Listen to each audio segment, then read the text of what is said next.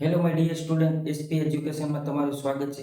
આપણે ધોરણ 10 છે એનું ચેપ્ટર નંબર 2 જે રસાયણ વિજ્ઞાન છે એની અંદર આપણે આજ પીએચ માપદંડ વિશે માહિતી મેળવવાની છે.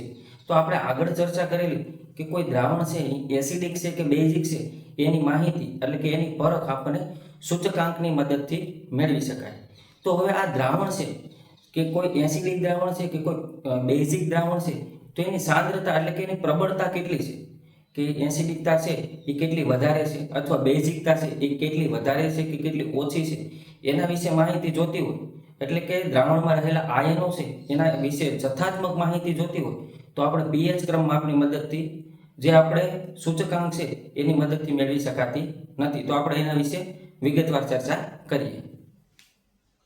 તો આપણે જોઈએ આપણો આજનો ટોપિક છે પીએચ માપક્રમ. પીએચ માપક્રમની અંદર શું શું આવે છે એની આપણે વિગત મેળવી.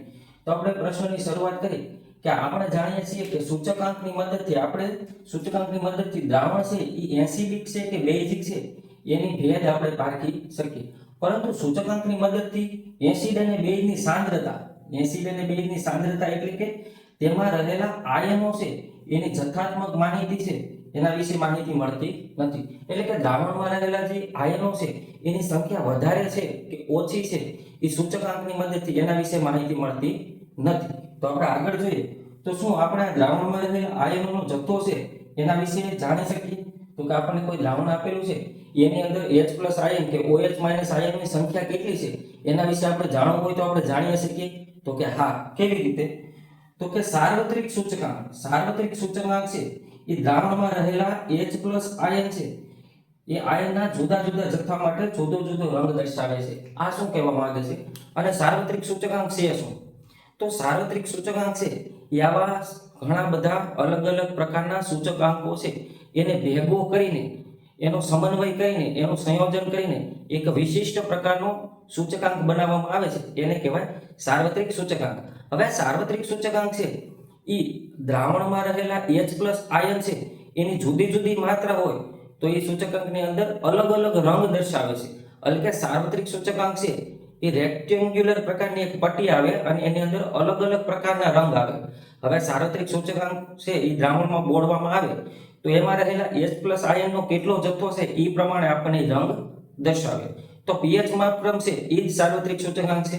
અને પીએચ માપક્રમ માટે થોડાક પરીક્ષામાં પૂછાતા આઈએમપી પ્રશ્ન એટલે પીએચ માપક્રમ છે એમાંથી પી આપણને દર્શાવવામાં આવે છે એ જર્મન શબ્દ ક્વોન્ટેજ એટલે કે શક્તિ અને એચ શબ્દ જે દર્શાવવામાં આવેલો છે એનો મતલબ થાય હાઇડ્રોજન.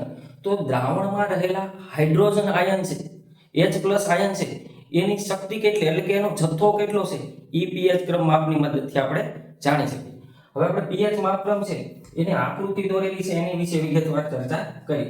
તો જો આવી રીતે રેક્ટેન્ગ્યુલર શેપમાં પીએચ માપક્રમની પટ્ટી આવેલી હોય છે એની અંદરથી 0 1 2 3 4 5 6 7 થી લઈ અને 14 સુધી આવી રીતે અલગ અલગ પ્રકારના રંગો આપેલા હોય છે.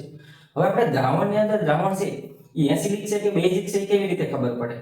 તો કે જો તમને માપક્રમ છે એ 0 થી 7 ની વચ્ચે આવે, કોઈ રંગ છે 0 થી 7 ની વચ્ચે દર્શાવે તો સમજી લેવાનું કે આ દ્રાવણ છે એ કેવું છે?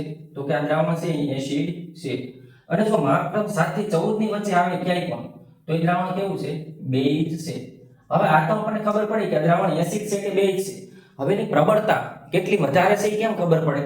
તો કે જો આ બાજુ જો એસિડિક દ્રાવણ છે તો તમે 7 થી 0 તરફ આવો તો એની એસિડિકતા છે એ વધતી જાય. આપણે એક એક્ઝામ્પલ તરીકે સમજી માની લો કે તમને પરીક્ષામાં એવું પૂછવામાં આવે કે કોઈ દ્રાવણ છે એનું pH છે, એક દ્રાવણનું pH છે એ 3 છે અને એક દ્રાવણનું pH છે એ 6 છે.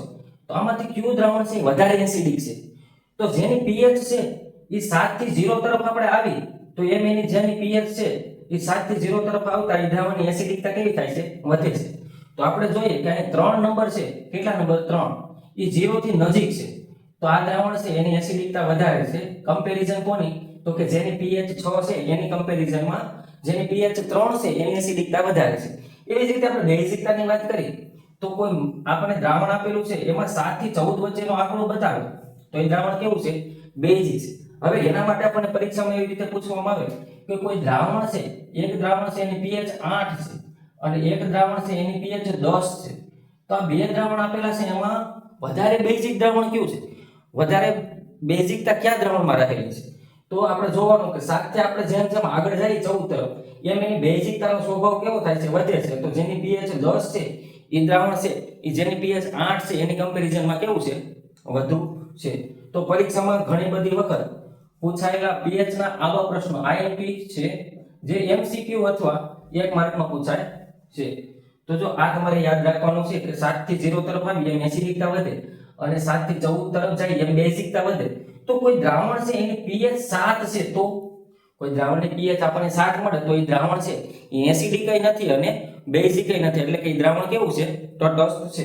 એની વિશે ચર્ચા કરી કે જો pH ની મદદથી આપણે 0 થી 14 સુધીના pH નું માપન કરી શકાય. હાઇડ્રોનિયમ આયન, હાઇડ્રોનિયમ આયન એટલે બીજું કાંઈ નથી. હાઇડ્રોનિયમ આયન એટલે H+ આયન. હાઇડ્રોનિયમ આયનનું મૂલ્ય વધુ તેમ pH નું મૂલ્ય 7 કરતા ઓછું. એટલે કે જેમ H+ આયનનું મૂલ્ય વધારે હશે એમ pH નું મૂલ્ય 7 કરતા કેવું હશે? ઓછું હશે. જો આ બાજુનો ભાગ છે એ પોળો ભાગ છે એમાં H+ આયનનું મૂલ્ય વધુ છે. જેમ જેમ આપણે 7 ની નજીક જઈએ એમ H+ આયનનું મૂલ્ય કેવું થાય? ઘટતું જાય છે. એવી જ રીતે અહીંયા જો 7 ની નજીક OH- નું આયન છે એનું મૂલ્ય ઓછું છે. જેમ જેમ આપણે 14 ની બાજુ જતા જઈએ એમ OH- આયનની સંખ્યા કેવી થાય છે? વધારે થતી જાય છે. એવી જ રીતે આપણે વાત કરી કે ભાઈ તટસ્થ દ્રાવણ છે એનું pH નું મૂલ્ય કેટલું છે? તો કે 7 છે. હવે કોઈ દ્રાવણ બેઝિક છે એનું pH નું મૂલ્ય 7 થી લઈ એટલે કે 7 કરતા વધારે અને મેક્સિમમ કેટલું હોઈ શકે? 14. તો જો pH નું મૂલ્ય 7 કરતા વધારે હોય તો આવું દ્રાવણ કેવું છે? બેઝિક છે. હવે એસિડ અને બેઝની પ્રબળતા છે એ આપણને ખબર છે કે કોઈ દ્રાવણની અંદર જેમ H+ આયનની સંખ્યા વધુ એમ વધારે એસિડ, અને જો એક દ્રાવણ છે એની અંદર OH- આયનની સંખ્યા જેમ વધારે હોય એમની દ્રાવણ કેવું છે? વધારે બેઝિક છે. તો આપણે જાણીએ છીએ કે એસિડ અને બેઝની પ્રબળતા છે, એસિડની પ્રબળતા H+ આયન અને બેઝની પ્રબળતા છે એ OH- આયન ઉપર રહેલી છે.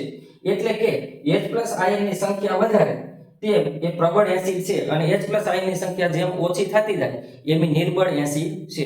એવી જ રીતે આપણે વાત કરી કે જેમ OH- આયનની સંખ્યા વધુ તેમ વધુ પ્રબળ બેઝ છે અને જે દ્રાવણમાં છે OH- આયનની સંખ્યા ઓછી છે તે કેવું છે? નિર્બળ બેઝ છે.